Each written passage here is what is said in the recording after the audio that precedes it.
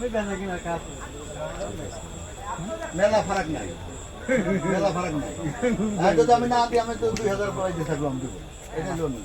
আপনি দেশি মানুষ, এলাকার মানুষ, কথাবার্তা বলছি, আপনি যেভাবে বলছি দিয়ে দেন।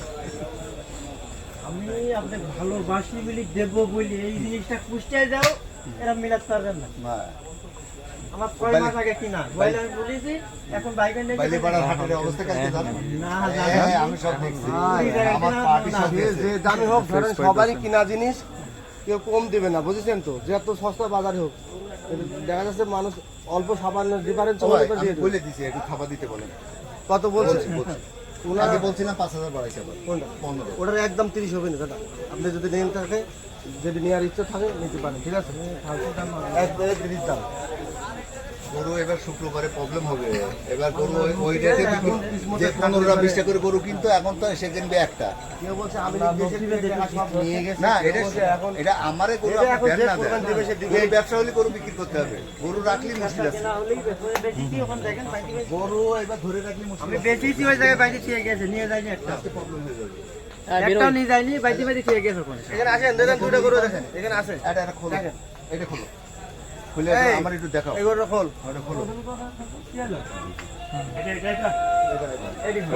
কত?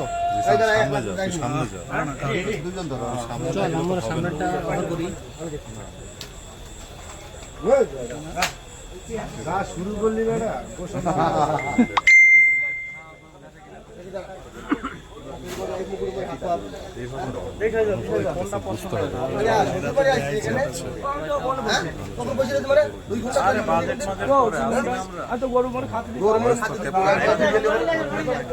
এত সহজে বলবে এই ভিডিও র ভিডিও তো